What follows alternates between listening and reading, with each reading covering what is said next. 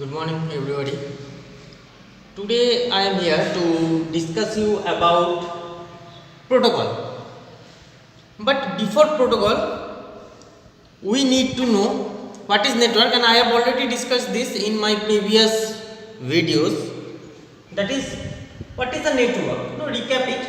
Network means a group of electronic devices capable of sending and receiving messages that are connected with each other through guided or unguided medium.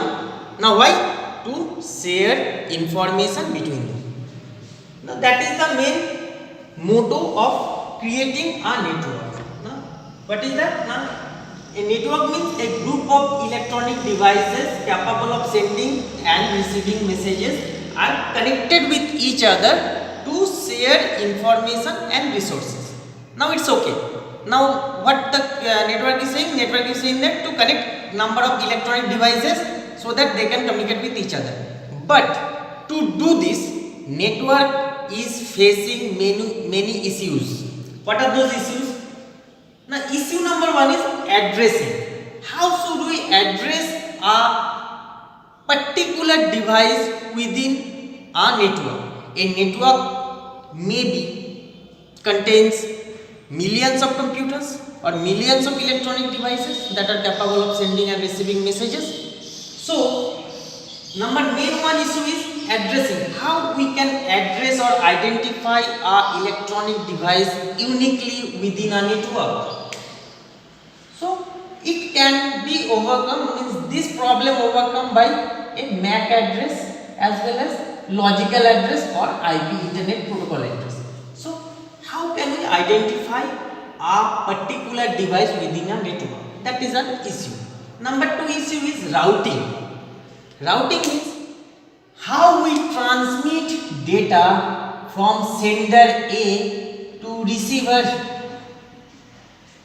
How should we transmit data? It may be happen that receiver may reside thousands kilometers, 2000 kilometers away from my system. So how we can transmit data so that the data will achieve the best route and reaches the destination within the given time.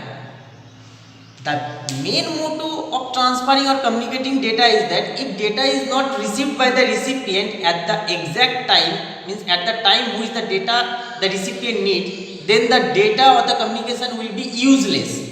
So that network must ensure that data must reaches the destination at the exact time assigned to that data. So next problem is routing. How the data will be transmitted to reach the destination. Next one is naming resolution. So what does naming resolution means? Suppose I am giving an example.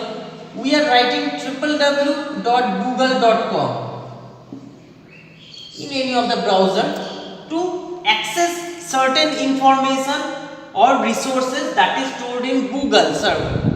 But this is understandable by the user only. The electronic devices as well as servers, computers don't understand this. They only understand the logical address of the resource. So the logical address, suppose I am giving an example of a logical address, that is 190.149.0.0. These are called free heads, and it is a combination of 32-bit octet, 4 octet and 32-bit. Each octet's value can be from 0 to 255. So this is a logical address. So how should a network convert this user understandable language or address into its exact logical address? That is also a concern. Next is data flow. Suppose sender is sending data at a speed of 10 Mbps, but receiver network link has the capacity to accept 2 Mbps. So he is not so fast enough to receive this much of data which is sending by the sender. So there is a probability of message lost or data lost. So that can't be done in a network. So that network is not an effective network. So the data flow or the transmission of data should be in such a sequential order that the amount of data sending by the sender, the receiver will receive the exact amount of data in the given time. That is data flow. That will be a problem. Suppose I am using 4G network, I want to transfer some data to a recipient who is using 3G services or below that services, or the network don't have that much of connectivity speed at that moment.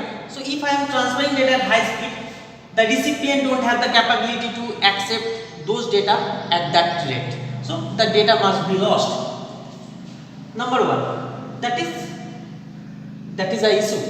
Number two is error control. How should, if suppose sender has sent some data, receiver is unable to receive those data, how the sender will know that the recipient has not received the data? Number one.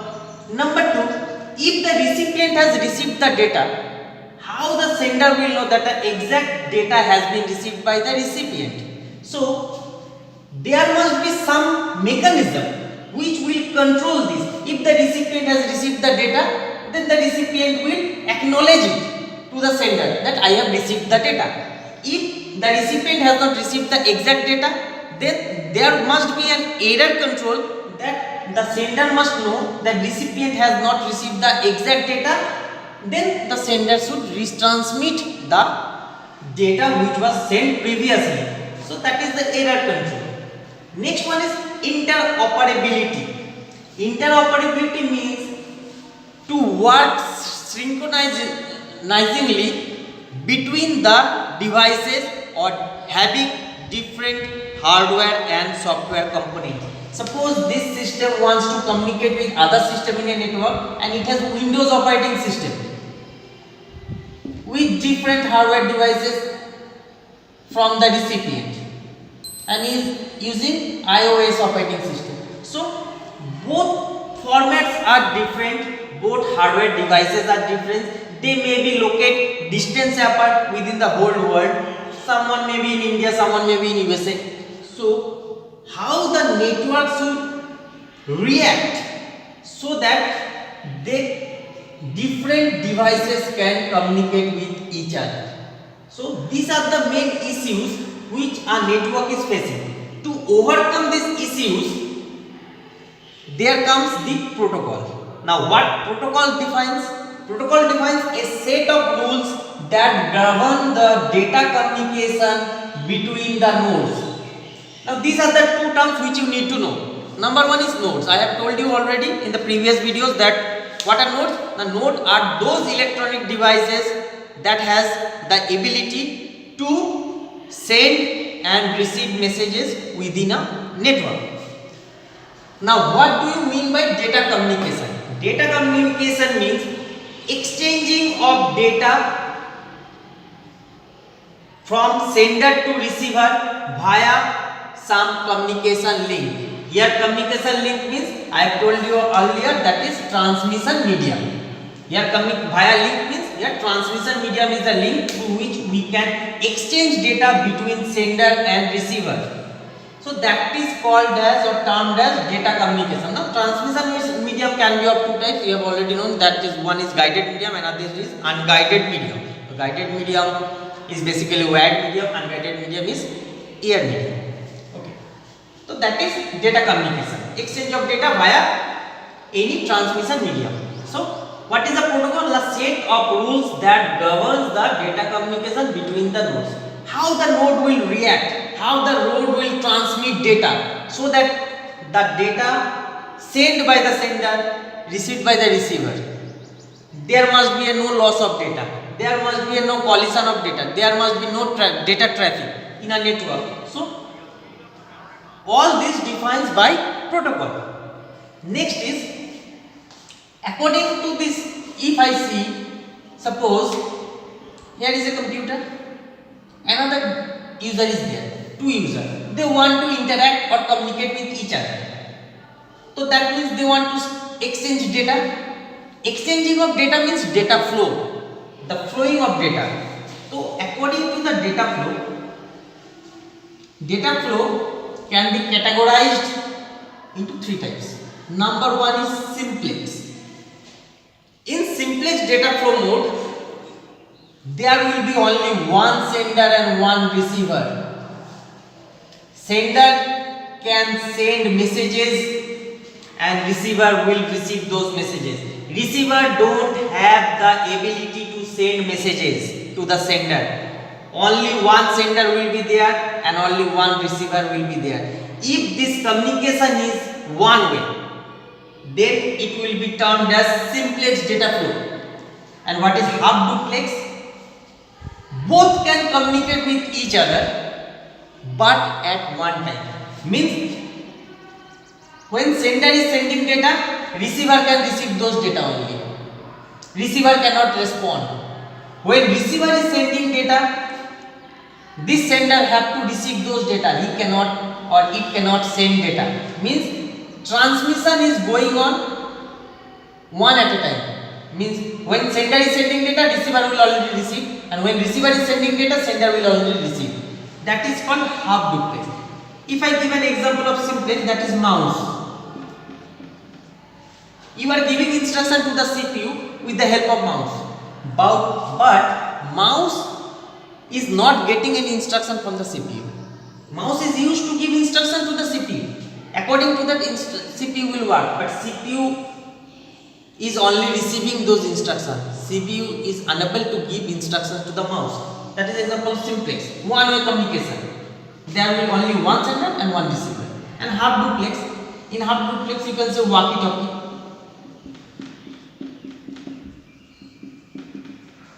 Means when someone is talking, other have to listen, and when other is talking, then that first party have to listen.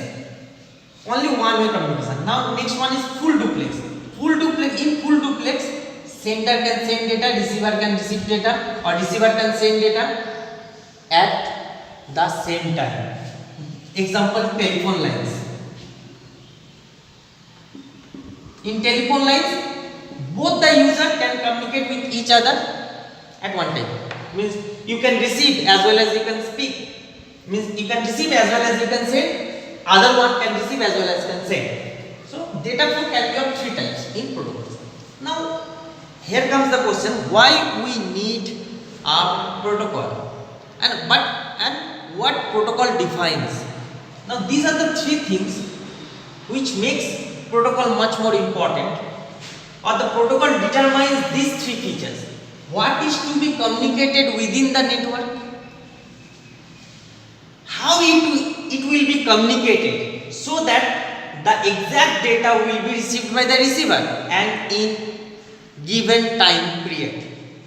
Next, when it is to be communicated. When, suppose I want to send some data to a recipient who is already creating a link or sending or transferring data between other users.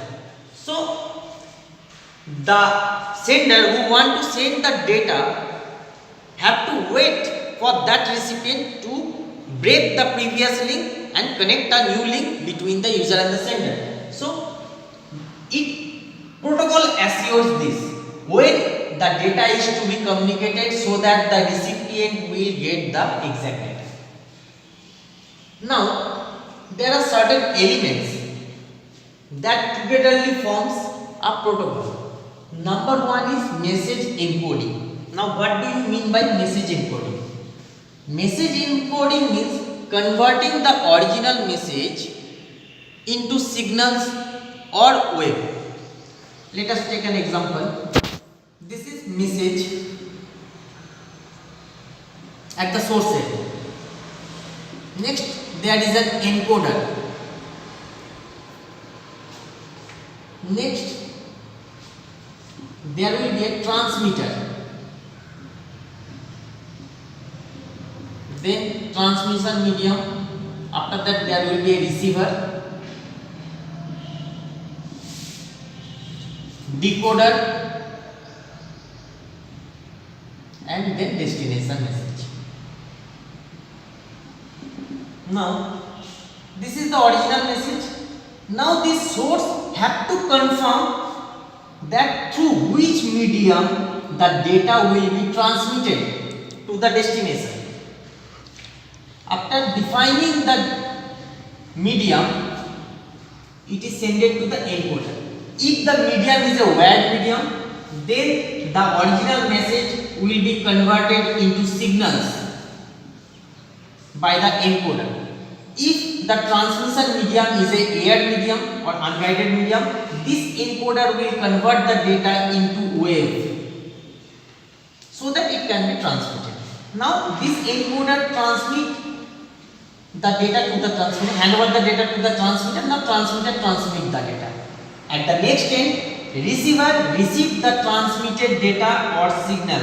Data means a signal or wave. After that, receiver handed over it to his decoder. Decoder convert this encoded form into its original form and handed over to the destination. So this is a process through which we can encode a message so that the message can reach the destination securely and efficiently.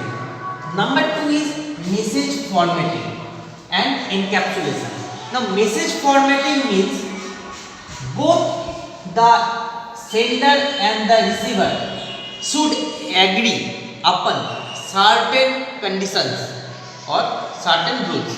Means both have to agree to the certain rules and regulations so that they can transmit data between them. Suppose I am teaching you in English, and if you don't know English, then how can you get or how can this communication established?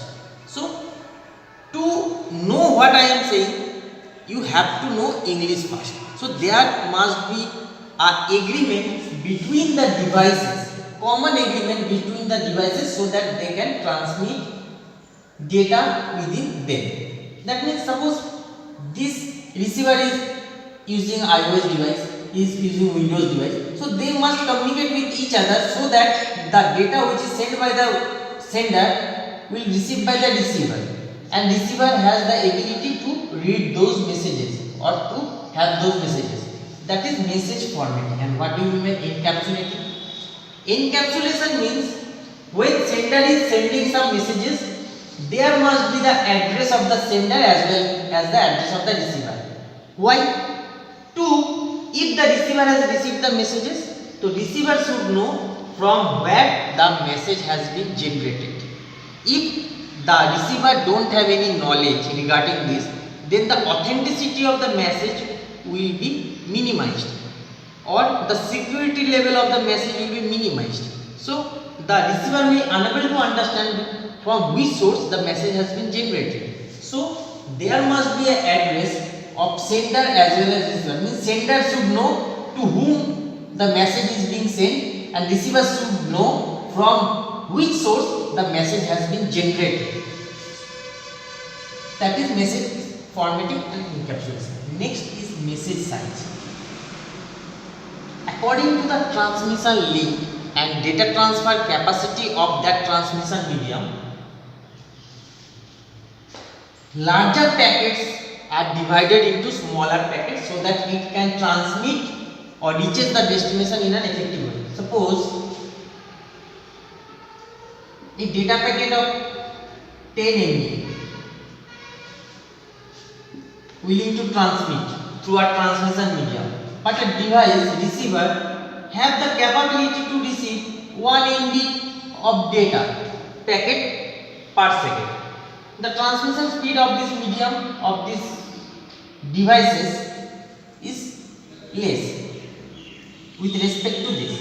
So there is a probability of message lost that can't be done. So message size ensure us that the larger packets are divided into smaller packets so that the network get easy access to routing those packets. Next one is message timing. Now what is message timing? Number 1 is flow control. How the data will be transmitted when the data will be transmitted, so that the recipient should access those data, have the access to those data, or should get the exact data. That is flow control. Flow control can be divided again with response timeout. Now what is response timeout? Response timeout basically the time to get the acknowledgement from the recipient. Suppose I am sending some data and I don't know whether the recipient has received any data or not sent by me.